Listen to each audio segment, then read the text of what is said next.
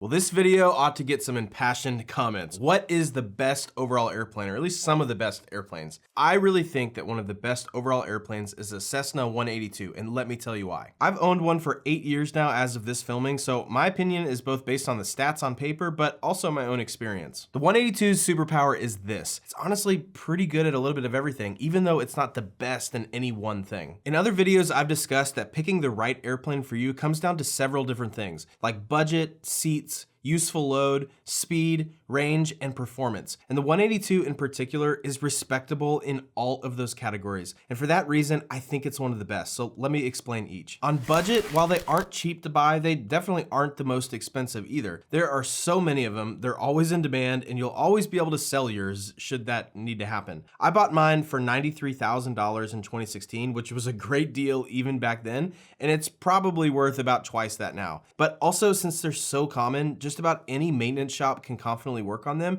and parts are readily available. And at cruise, I burn about 11 to 13 gallons per hour depending on how high I'm going. So the ongoing costs really aren't that bad. Yes, there are airplanes that burn less fuel than this, but there are lots of airplanes that burn way more fuel than this. So while I definitely wouldn't call the 182 a budget buy, it's also not the most expensive airplane out there either. I can't honestly say with a straight face that, oh, it's not expensive, because everything in aviation is kind of unreasonably priced. It's just pretty expensive, but in the scope of aviation, how expensive things already are, I'd say the 182 falls somewhere in the middle. On seats, the 182 has 4 seats, but the great thing about it is you can actually put 4 people in those 4 seats. Not all 4-seaters can realistically carry 4 people. Sometimes if you want to carry 4 people, you really need a 6-seat airplane, but that's not the case with the 182, and that's because of its useful load, which is the next point. Useful load just means how much can the airplane carry between fuel, people, and stuff. So for example, with full fuel on board, mine can still carry just under 700 pounds. But keep in mind, full fuel on my airplane is 75 gallons, which is like 6 hours of fuel. And I rarely actually need to carry that much fuel. So you can trade it for people and stuff instead. So at half fuel, on the other hand, I can carry just under 900 pounds and still have about 3 hours of fuel on board. I think useful load is probably one of the most important factors in GA aircraft. I have found it's the thing that is most limiting. It can really dictate who you can carry, what you can carry, and how far you can go. But one caveat here is that while I haven't really run into substantial useful load issues before, I have run into space issues before. Let me explain. Back when we only had one kid, it was really using every inch of square space we had in that plane to travel overnight and bring his car seat and all the other kid gear and stuff. If you're a parent, you get it. And now that we have a 1-year-old and a 2-year-old, it is hard to travel as a family because my wife can't really sit in the back with both of them and manage them, and my 2-year-old isn't old enough to handle the front seat with me either. So in this specific instance, I really do think like a Bonanza or something with club seating in the back would be awesome, but it's just a season for us. Once a kid can sit in the front with me, I think we'll be back in business. There's a saying for the 182 that if you can get the door closed, it'll fly. Now, don't be an idiot and actually test that. That's obviously hyperbole, but the point is, and I agree with it and have experienced it,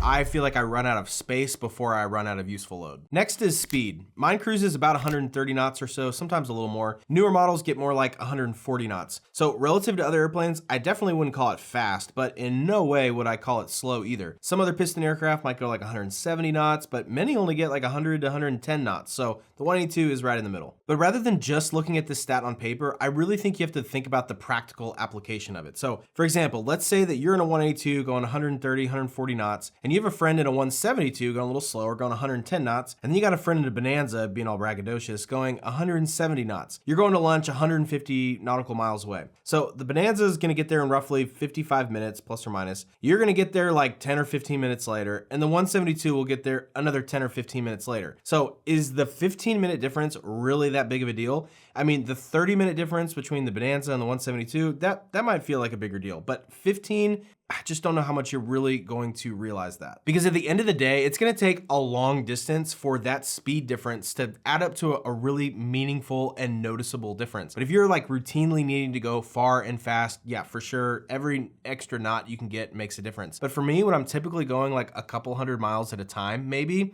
I just don't feel like it's that big of a deal. I feel like the 182 is plenty fast. Next is range and performance. Range is just how far you can go, and performance is what it can do on takeoff and landing. So on range, the 182 does have pretty good range, and that I can go about 600 or 700 miles plus reserves. However, I usually need a break before the airplane does, so I don't really look at range as that big of a deal, because again, you gotta think of the practical application of it. Where I do think range really starts to matter though, is thinking about how many legs you can make before you actually have to stop for fuel. So I don't really think it in terms of, oh, I could go 700 miles nonstop, because practically I'm gonna have to stop. But if you're flying to the backcountry and you're gonna be hopping around to different places and there's not fuel available, or you don't want to stop for fuel, it's really helpful to know, hey, I've got 5 or 6 hours of fuel, even if that's gonna be broken up into a bunch of 30-minute or 60-minute legs. That's where range, to me, can be really helpful. And on performance, while the 182 isn't a STOL champion or anything like that, it is not uncommon at all to see 182s in the backcountry. I mean, you can definitely do some shorter off-airport stuff in a 182. Now, on any of these stats, you could definitely say, well, I can already hear the comments. Bonanza will go faster, or Mooney will go faster and burn a lot less fuel. Look at my stats. Or the 180 is a way better backcountry machine than a 182. And you wouldn't be wrong in any of that. But you could also say that, well, yeah, Bonanza and a Mooney won't go to the backcountry like a 182 will. And 180s, which is probably my dream airplane, honestly, are a lot more expensive than 182. That's part of why I don't own one currently. And you might decide that based on your particular mission, a Mooney is a way better overall airplane for you. And you wouldn't be wrong in saying that. But based on my mission and trying to achieve a well-rounded blend of capability and affordability, I think the 182 is absolutely in contention for one of the best all-around GA airplanes. I'll make kind of a weird analogy here that I hope illustrates my point and is memorable. You ever go to an interesting restaurant, there's a lot of unique things on the menu, interesting ingredients, and you're trying to figure out what to get. So you ask your waiter, you say, hey, what's your favorite thing on the menu? And they surprise you by saying, out of all the other things, they say, you know, you really can't go wrong with the burger. You say, the burger? Are you kidding? They go, yeah, but we do a really good job with the burger here. It's awesome. You won't regret it. That's kind of how I feel about the 182. The new 182s have sweet features, cool ingredients, to use the analogy here.